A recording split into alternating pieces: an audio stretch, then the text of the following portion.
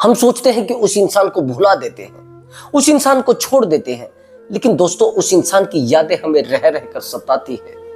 रह रहकर हम परेशान होते हैं, हम टूट जाते हैं, हम अकेले हो जाते हैं। हम बार बार कोशिश करते हैं कि इस इंसान को अब की बार मुझे भुलाना है, नहीं भुला पाते। हम सोचते हैं कि इस इंसान को अब की बार छोड़ना है, हम नहीं छोड़ पाते। जब वो इंसान हमें इग्नोर करता है तो हम लोग हर्ट हो जाते हैं, हम पेन में चले जाते हैं। लेकिन सामने वाले इंसान को इन बातों को कौन समझाए। आप सोचते हैं कि सर मुझे क्यों फीलिंग आती है, क्यों मुझे उसकी बातों को सुनकर दर्द होता है, क्यों मैं उसकी एक्टिविटी को देखकर रोने लगती हूं। सर ऐसा क्यों होता है? मेरी जिंदगी पूरी बर्बाद हो चुकी है। इस इंसान के पीछे मैंने अपना पूरा करियर लगा दिया है, पूरी जिंदगी लगा दी है, पूरी एजुकेशन इस इंसान के पीछे लगा दी है। लेकिन सर वो इंसान नहीं मानने को तैयार है, वो नहीं समझने को तैयार है। सर मैं कोशिश कर चुकी हूं और रात दिन कोशिश कर भी रही हूं, लेकिन सर क्या करूं, कहां जाऊं, उस इंसान को कैसे समझाऊं, कैसे उस इंसान से कांटेक्ट करूं। सर वो मुझे समझने को तैयार नहीं। एक्चुअली दोस्तों थोड़ा डीपली मेरी बात को समझना। आप एक इंसान हैं, आपके अंदर फीलिंग है, आपके अंदर एहसास है। आप रोबोट तो है नहीं कि चलो आप मान जाए कि ठीक है आप रोबोट हो, आपके अंदर कोई फीलिंग है ही नहीं। आप उस फीलिंग को कंट्रोल कर सकते हैं, आप उन चीजों को कंट्रोल कर सकते हैं, आप कुछ भी नहीं कर सकते। एक्चुअली आपके अंदर एक इंसान है, आपके अंदर एक आत्मा है, आपके अंदर भी वही दर्द है ना, और इमोशन है। भैया रोबोट में और एक इंसान में अंतर क्या होता है? बस यही तो अंतर होता है। उसके अंदर फीलिंग नहीं होती है, उसके अंदर इमोशन नहीं होता है, उसके अंदर दर्द नहीं होता है। अंतर यही तो है। लेकिन अगर आप इस सामाजिक दृष्टिकोण में और सामाजिक जो वातावरण है इसमें जी रहे हैं तो आपके अंदर फीलिंग भी होगी, आपके अंदर इमोशन भी होगा और आपके अंदर अट्रैक्शन भी होगा दोस्तों। लेकिन इस अट्रैक्शन को कम किया जा सकता है, इस अट्रैक्शन को कंट्रोल किया जा सकता है, इस फीलिंग को कंट्रोल किया जा सकता है। और यही रीजन है कि आप उस फीलिंग से अलग चलना शुरू कर देते हैं, आप उस व्यवस्था से अलग चलना शुरू कर देते हैं, आप उस टेक्निक से अलग चलना शुरू कर देते हैं। यही रीजन होता है कि आपका पार्टनर आपसे दूर चला जाता है। यही रीजन होता है आपका पार्टनर आपकी बातों को नहीं समझ पाता है। यही रीजन होता है आपको बार बार उसकी याद रह रहकर सताने लगती है। आप बार बार उसको मिस करते हैं, बार बार आप सोचते हैं कि यार चलो मुझे इस पार्टनर से बात करनी है, बार बार आप सोचते हैं कि यार मैं इसके बिना नहीं रह पा रहा हूं। कई बार तो ऐसा भी होता है कि आप अकेले होते हो तो आपकी आंखों से आंसू टपकने लगते हैं, आप परेशान हो जाते हैं। दोस्तों मैं इसी टॉपिक पर आज बात करने जा रहा हूं। अगर आप उस पार्टनर को याद करते हैं और आप रोने लगते हैं, आप उस पार्टनर की फीलिंग को महसूस करते हैं तो आप रोने लगते हैं, आप उसके बिना नहीं रह पाते हैं तो आप टूट जाते हैं। दोस्तों इसी टॉपिक पर मैं आज बात करूंगा। उस इंसान की यादों को भुलाना कैसे है, अगर भुला नहीं पा रहे हैं तो उसको वापस कैसे लाना है, ये सब चीजें आपको इस वीडियो में बताई जाएंगी। अगर वाकई ही में वो इंसान आपके लिए बहुत गलत है और उसको कैसे छोड़ना है, कैसे उसको पकड़ना है, ये सब चीजें आपको बताई जाएंगी। बस वीडियो को ध्यान से देखना है दोस्तों। वीडियो में मैं जो भी बताता हूं, मैं ट्रिक ज्यादा नहीं बताता हूं, मैं बताता हूं कि आपको इस तरीके से यूज करना है किसी चीज को, आपको इस तरीके से अपने लेवल को बढ़ाना है, अपनी वैल्यू को बढ़ाना है। मैं एक एग्जांपल के थ्रू आपको बताने की कोशिश करता हूं दोस्तों, लेकिन आप फिर भी नहीं समझ पा रहे हैं। एक्चुअली दोस्तों आप जानते हैं कि मेरी वीडियो बहुत लंबी होती है, लेकिन एक टॉपिक को कवर करना इतनी छोटी वीडियो में मैं नहीं मानता। किसी लाइफ को कंट्रोल करना इतनी छोटी वीडियो में मैं नहीं मानता। किसी की जिंदगी के स्क्रिप्ट को लिखना इतनी छोटी वीडियो में मैं नहीं मानता। दोस्तों अगर आप मुझसे बात करना चाहते हैं तो व्हाट्सएप नंबर दिया हुआ है, उस व्हाट्सएप नंबर पर आप अपना कॉल बुक करा सकते हैं। लेकिन ब्रदर वो पेड कॉल होगा, उस पर आपको पे करना पड़ेगा, तब जाकर आपकी बात होगी। कई बार मेरे पास कुछ ऐसे केस भी आ जाते हैं, वाकई ही में उनके पास पैसा नहीं होता है, मैं बात कर भी लेता हूं, लेकिन तब कर पाता हूं जब मैं फ्री रहता हूं। तो दोस्तों आपको मेरा छोटा सा काम करना होता है, बस छोटा सा है, आपको चैनल सब्सक्राइब करना है। दोस्तों जब आप मेरे चैनल को सब्सक्राइब करते हैं तो मुझे बड़ा अच्छा लगता है, बड़ा सुकून मिलता है। जब मैं आपके लिए रात रात भर जाग रहा हूं, ये पैसा मायने नहीं रखता, जीवन का सुकून मायने रखता है। मैं अपने सुकून को खोता हूं आप लोगों के लिए, रात रात भर आपको टाइम देने की कोशिश करता हूं। और कई बार तो मुझे ऐसा लगता है कि मैं अपनी पर्सनल लाइफ को छोड़कर आप लोगों को टाइम दे पा रहा हूं, लेकिन फिर भी मैं आपको नहीं खुश कर पा रहा हूं। ऐसा क्यों है? समझ रहे आप मेरी बात को? अगर मैं खुद की लाइफ को भी छोड़कर और आप लोगों को टाइम दे रहा हूं और आप नहीं खुश हो पा रहे हैं, तो कहीं ना कहीं मेरी गलती है। आपको लग रहा है? हाँ, मेरी गलती है, क्योंकि मुझे अपने प्रोफेशनल मोड को पर्सनल में नहीं लाना चाहिए। ये गलती मैं कर रहा हूं और यही गलती आप कर रहे हैं। मैं इस एग्जाम्पल के थ्रू आपको क्यों बताना चाहता हूं? एक्चुअली मैं तो थोड़ा टेक्निकल बंदा हूं, मैं समझ जाता हूं कि मैं प्रोफेशनल को छोड़कर पर्सनल में आ गया हूं। मैं तो समझदार हूं, लेकिन आप उस समय नहीं समझ पाते। जब आप ये सोचते हैं कि चलो मैंने इनकी कॉल बुक की है और मैं तो किसी भी टाइम कॉल कर सकता हूं, आपको यह भी सोचना चाहिए कि सामने वाले की भी पर्सनल लाइफ है। नहीं समझते हैं और आप कहेंगे कि सर हमारी कौन समझे, हमारे दर्द को कौन समझे। हाँ ठीक है, आपके दर्द को कौन समझे, मैं इसी चीज का जवाब देता हूं। आपने मेरे पास कॉल किया एग्जाम्पल के लिए, आपने रात के 12 बजे मुझे कॉल कर दिया। आते हैं रात के 12 बजे कॉल, मैं बात भी करता हूं, मैं काउंसलिंग भी कर लेता हूं। अब रात के 12 बजे मैं काउंसलिंग कर रहा हूं, तो ये मानिए वो पैसा मेरे लिए मायने नहीं रखता है, मायने रखती है मेरे लिए नींद मेरी। लेकिन उस नींद को छोड़कर मायने रखती है मेरी फैमिली, मायने रखता है वो सुकून। उस नींद को छोड़कर मैं आपको समय दे रहा हूं, तो आपका दायित्व बनता है कि आप मुझे वैल्यू दें। आप समझे कि हाँ यार, ये इंसान हमारे लिए है। अगर आप मुझे पेमेंट दे रहे हैं, वो एक व्यवस्था है। मुझे नाइट ड्यूटी करने का शौक नहीं है, वो एक व्यवस्था है और दुनिया की व्यवस्था चली आ रही है। आप जानते हैं दुनिया की व्यवस्था चली आ रही है, तो मैं भी एक व्यवस्था के थ्रू वर्क कर रहा हूं। आपका जीवन कैसा है और कहां से चला है, ये दायित्व तो आपका है। मैं आपको एक एडवाइस दे रहा हूं। एक्चुअली ज्यादातर जो मेरे केस है वो फेल कब होते हैं, मेरे जो क्लाइंट है वो फेल कब होते हैं, जो एक्स्ट्रा माइंड लगाते हैं। एक्स्ट्रा माइंड समझते हैं? अभी मैं आपको बताने वाला था कि उस इंसान को कैसे आपको यादों से भुलाना है, ये चीज आप समझना। एक्स्ट्रा माइंड का मतलब ये होता है कि आप उस इंसान पर बहुत ही ज्यादा फोकस करते हैं। अब मैंने कहा कि आप अपने दिमाग को उठाकर शांत रख दीजिए, साइलेंट रहने दीजिए, आपको कुछ करना ही नहीं है। लेकिन आप उसमें भी अपने दिमाग की कुछ उपज होती है ना। कुछ लोगों को जो दिमाग होता है ना, बड़ा खुरदरा होता है, बार बार वो कनेक्ट होता रहता है, बार बार छोटी छोटी चीजों पर, इसमें ये करना, उसमें ये करना, इसमें ये ऐड करना, उसमें ये कुछ बनाने के चक्कर में रहते हैं हर समय, ये कुछ करने के चक्कर में रहते हैं हर समय। सच मानिए आप बात को, ये सब कुछ करने के चक्कर में रहते हैं, लेकिन होता कुछ नहीं, सब हो जाता उल्टा है। हम जानते हैं ना रिलेशनशिप की कंडीशन को। एक्चुअली मेरे पास बहुत सारे काउंसलिंग के लिए कॉल आते हैं, तो उन काउंसलिंग में मैं समझता हूं कि कुछ चीजें तो सामने वाला ही बता रहा है सब कुछ।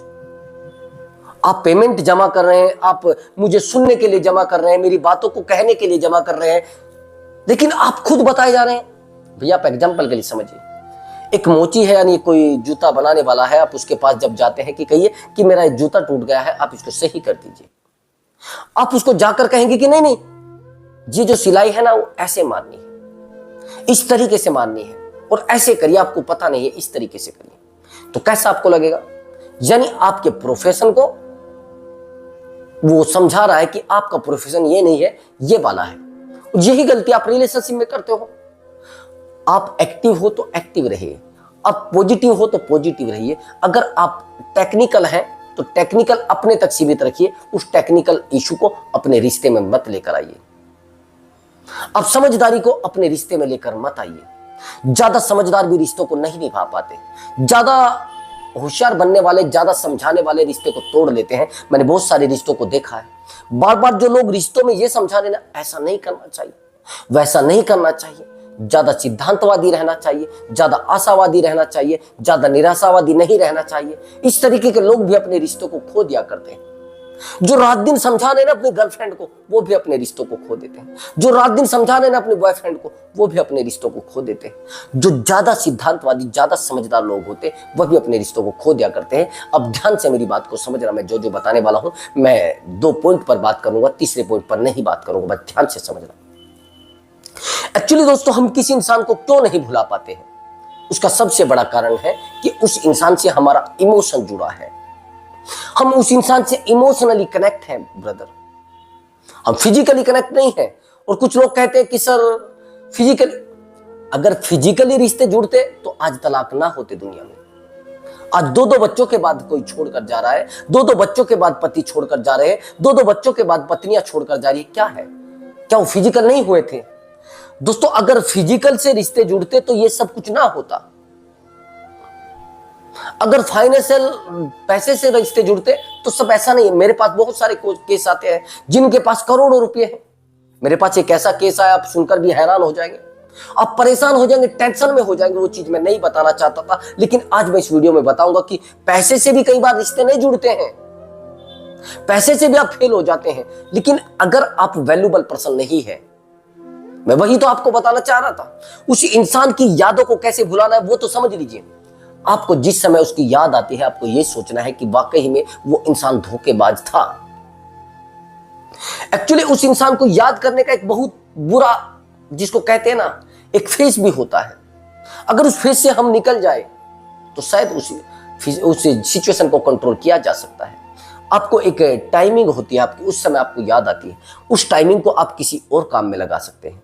जैसे आप जिम ज्वाइन कर सकते हैं, जैसे आप योगा ज्वाइन कर सकते हैं, जैसे आपको कुछ एक्टिविटी आती है आप उसको कर सकते हैं, जैसे आपको कोई काम करना बहुत अच्छा लगता है उसमें आप अपना ध्यान लगा सकते हैं। ज्यादातर क्या होता है, एक तो सुबह के टाइम याद आती है हमें, और एक आती है रात को याद। तो उस समय को आप किसी और जगह पर लगा लीजिए, यही आसान तरीका है। और दूसरा आसान तरीका, लोग क्या करते हैं, वो थर्ड पर्सन बना लेते हैं, तीसरे इंसान के कांटेक्ट में आ जाते हैं। और जब तीसरे इंसान के कांटेक्ट में आ जाते हैं तो कुछ टाइम के बाद वो इंसान फिर हमें याद आता है, पुराने वाला। और जब पुराने वाला याद आता है तो उसका कोई कॉल या मैसेज आ जाता है पलट कर, फिर आप उससे जुड़ जाते हैं दोबारा। यानी दूसरे इंसान की भी आप जिंदगी खराब कर रहे हैं और इस वाले इंसान की भी आप जिंदगी खराब कर रहे हैं। तो यहां पर गलत कौन है? गलत आप ठहराए जाएंगे। तो मैं यही कहता हूं कि आपको उस इंसान को याद करना है, लेकिन उसकी बुराइयों को याद करना है। उस समय जब आप उसको याद करते हैं ना, जब आप रोते हैं, आप सोचते हैं कि यार इससे अच्छा इंसान मेरी जिंदगी में कोई हो ही नहीं सकता, इससे पॉजिटिव इंसान मेरी जिंदगी में कोई हो ही नहीं सकता, जो ये मुझे दे सकता था कोई दे ही नहीं सकता, जो इसने मुझे दिया है कोई दे ही नहीं सकता, जो इसने मेरे लिए किया है वो कर ही नहीं सकता। ये ख्याल आपके अंदर बार बार आते हैं और बार बार पनपते रहते हैं, और ये ख्याल ही आपको कमजोर करते हैं, ये ख्याल ही आपको अकेला करते हैं। एक्चुअली दोस्तों, कई बार तो ऐसा भी होता है कि हम उस इंसान के लिए इतने कमजोर पड़ जाते हैं, इतने कमजोर पड़ जाते हैं, अपने लेवल को भी जीरो कर लेते हैं। जहां तक कि थर्ड क्लास इंसान और हमारा लेवल फर्स्ट क्लास, और हम उस इंसान के लिए रो रहे हैं। मैंने ऐसे ऐसे केस सोल्व किए हैं। एक मालिक है और एक जो काम करने वाली है, उस काम करने वाली के सामने मैंने उस मालिक को झुकाया है ब्रदर, क्योंकि वो उसका बस यूज कर रहा था। झुकाया है मैंने, रुलाया है, टूट कर रोया भी है, लेकिन सामने वाले अंदर, यानी उस मालिक जो वहां पर काम करने वाली थी, उसके अंदर एक पेशेंस था, उसके अंदर एक ताकत थी कि हाँ मैं बच सकती हूं, मैं रुक सकती हूं, मेरे अंदर हिम्मत है। जिसके अंदर पेशेंस होता ना, जिसके अंदर रुकने की हिम्मत होती है, जिसके अंदर कंट्रोलिंग पावर होती है, वो किसी भी चीज को कंट्रोल कर सकते हैं। तो वो भावनाओं को भी कंट्रोल कर सकते हैं। आप रोते किस लिए है, आप जानते हैं? अभी समझना मेरी बात को। आप कहेंगे सर हमें एंजाइटी बड़ी होती है, हमें घबराहट होती है, बहुत हम परेशान हो जाते हैं, हम टूट जाते हैं। आपको लगता है कि आप टूटते किस वजह से हैं, ये नहीं पता आपको। आपको चिंता क्यों होती है, आपको घबराहट क्यों होती है, आपको रिलेशनशिप के बाद, जैसे रिलेशनशिप से आप थोड़ा साइड हुए, सामने वाले ने आपको इग्नोर करना शुरू किया, सामने वाले ने किसी थर्ड पर्सन के साथ अपने आप को कंफर्ट करने की कोशिश की, तो आपको घबराहट होने लगती है ना। ठीक है, अब समझना क्यों। एक्चुअली एंजाइटी क्या प्रोडक्टिव है? मेरा कहने का मतलब है, चिंता कोई प्रोडक्टिव है क्या? कि कोई प्रोडक्ट है, उसको आपके अंदर डाल दिया गया है, आपको पिला दिया गया है, आपको हो गया। चिंता एक अभिव्यक्ति है, वो प्रोडक्टिव नहीं है कि आपके अंदर उसको घुसा दिया गया है। वो एक अभिव्यक्ति है, वो प्रकट होती है, वो पैदा होती है ऑटोमेटिक। आप कहेंगे सर कैसे? जब तक आपके अंदर क्रोध पैदा नहीं होगा तब तक चिंता पैदा नहीं होगी। आया आपको समझ? जब तक क्रोध पैदा नहीं होगा तब तक चिंता पैदा नहीं होगी। और क्रोध आप अपने अंदर पैदा करते हैं, गुस्सा आप अपने अंदर पैदा करते हैं, आप छोटी छोटी बातों पर एग्रेसिव होते हैं। और जब एग्रेसिव आप हो जाते हैं, उसकी हरकतों पर एग्रेसिव हो जाते हैं कि सर उसकी हरकतें तो ऐसी होती है, सर हमें तो तुरंत उसकी याद आने लगती है, सर हमने देखा कल वो एक लड़की को गाड़ी में बिठा कर ले जा रहा है।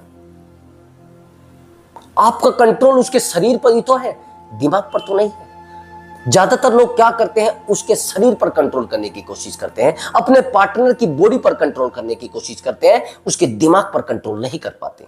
जो लोग दिमाग पर कंट्रोल कर पाते हैं ना, तो फिर आपको याद नहीं आएगी उसकी, फिर उसको आपकी याद आएगी, और याद आने का मौका देते ही नहीं। अरे सर, हम तो रात रात भर उसको याद कर रहे हैं, रात रात भर उसको मिस कर रहे हैं, रात रात भर उसको मैसेज कर रहे हैं, रात रात भर उसकी यादों में तड़पते हैं। सही है भैया, तड़पते हैं।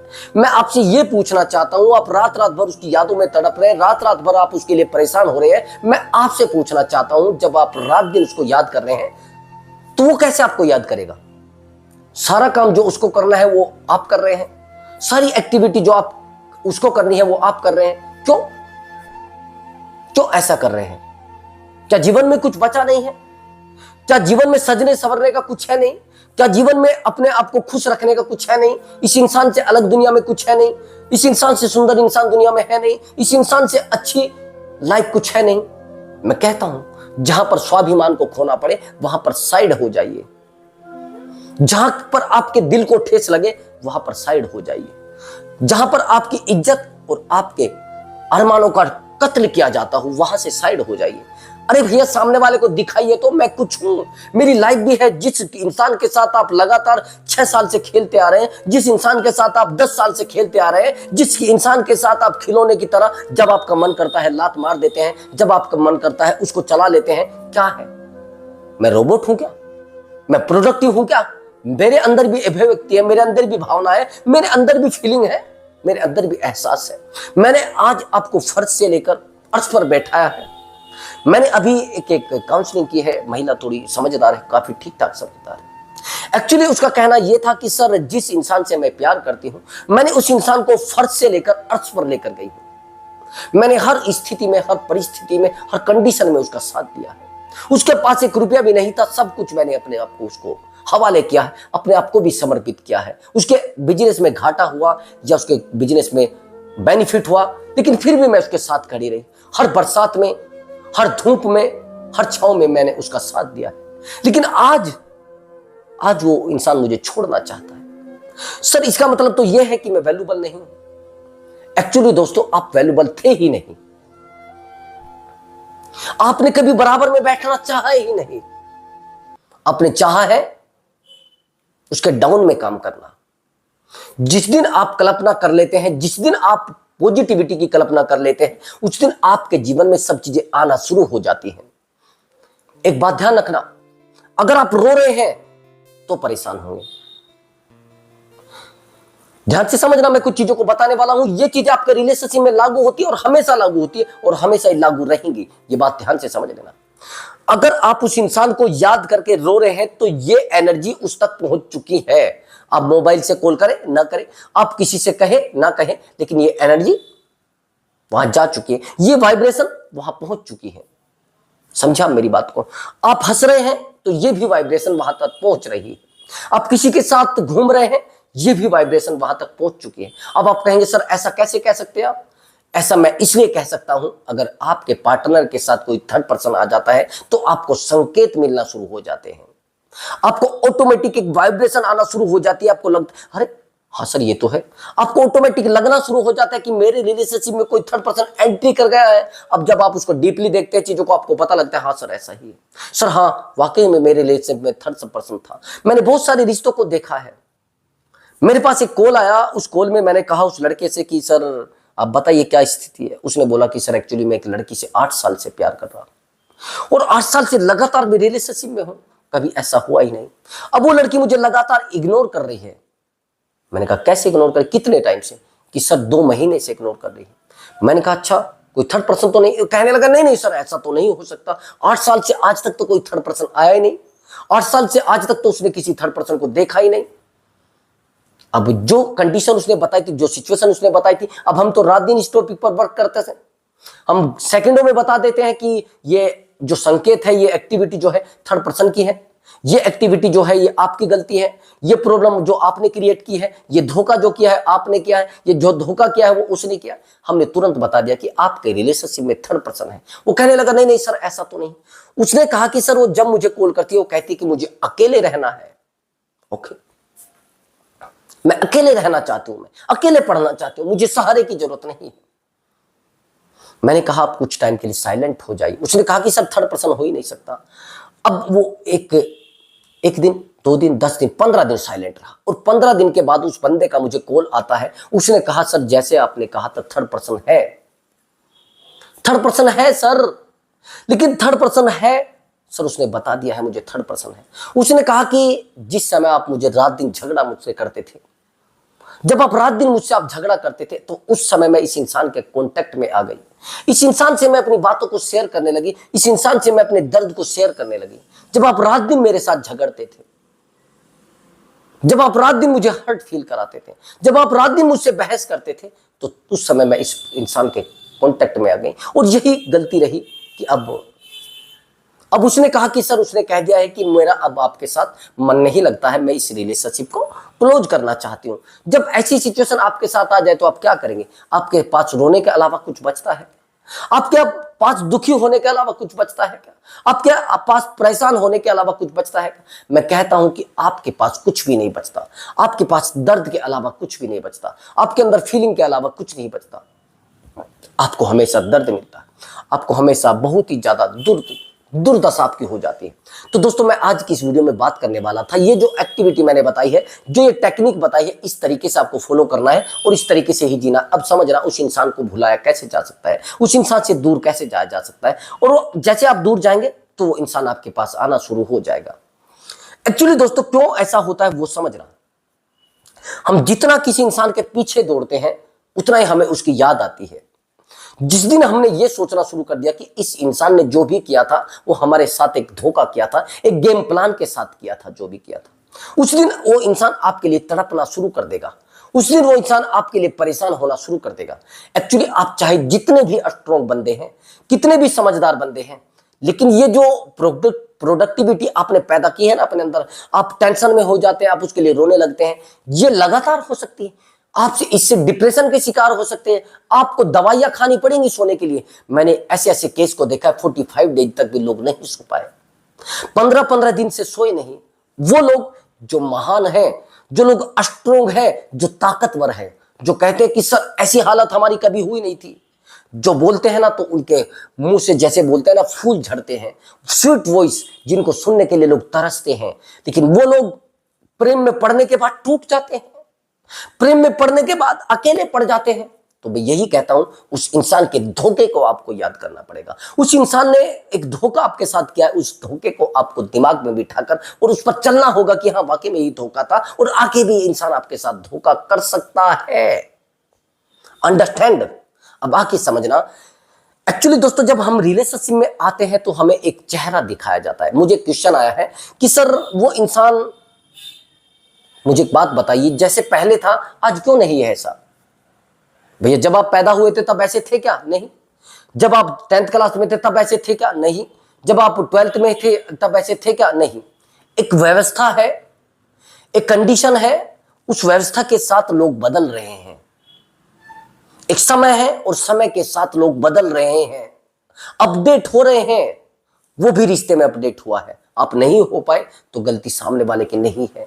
आप रिलेशनशिप में बेहतर नहीं बन पाए, गलती आपकी है। आप बेहतर नहीं कर पाए, गलती आपकी है। सामने वाले ने आपको टाइम दिया था कि आपको इतने तरीके से सही रहना है और आप नहीं कर पाए, डोंट वरी, आप बिगड़ चुके हैं। बहुत बड़ी दिक्कत है। अब आपको संभलना है और संभलना है अपने आप को स्ट्रॉन्ग बनाने के लिए। रोना धोना बंद कर दीजिए, क्योंकि ये चीजें सब जा रही हैं उसके पास। अगर आप रो रहे हैं ना तो उसको पता है कि ये रो रहा है, अब मुझे इसके पास नहीं आना है। और रोने वाले लोगों के पास ज्यादा देर लोग बैठा नहीं करते, परेशान नहीं रहते हैं। ब्रदर लोग क्यों परेशान रहेंगे? अपनी खुशी को आपके रोने धोने में क्यों खोएंगे? अगर आप खुश रहते हैं और आप सामने वाले को पॉजिटिव एनर्जी दे रहे हैं, जिस दिन आपने खुश रहना शुरू कर दिया, यहां पर सब उल्टा होता है। जिस दिन आपने रिलेशनशिप में खुश रहना शुरू कर दिया, उस दिन आपका पार्टनर आपके पीछे दौड़ना शुरू कर देगा, उस दिन आपका पार्टनर आपके पीछे भागना शुरू कर देगा, उस दिन आपका पार्टनर आपके लिए रोना, परेशान होना, गिड़गिड़ाना शुरू कर देगा। दोस्तों मैं यही कह रहा था कि पॉजिटिव रहेंगे तो रिलेशनशिप स्ट्रॉन्ग बनेगा, लेकिन अगर नेगेटिव रहेंगे तो रिलेशनशिप और ज्यादा टूटेगा। दोस्तों अगर आपको हमारा वीडियो अच्छा लगा है तो वीडियो को लाइक कर दे, और मैंने कहा है कि छोटा सा काम मैंने पहले भी बताया है, चैनल को जरूर सब्सक्राइब करें। मैं मिलता हूं अगली वीडियो में एक धांसू ट्रिक के साथ और एक मजबूत मोटिवेशन के साथ। आपको हारना नहीं है, हमेशा लड़ना है। रिलेशनशिप कितना भी कमजोर है उसको स्ट्रॉन्ग बनाने में हम आपकी हेल्प करेंगे और परमानेंट हेल्प करेंगे। नमस्कार दोस्तों।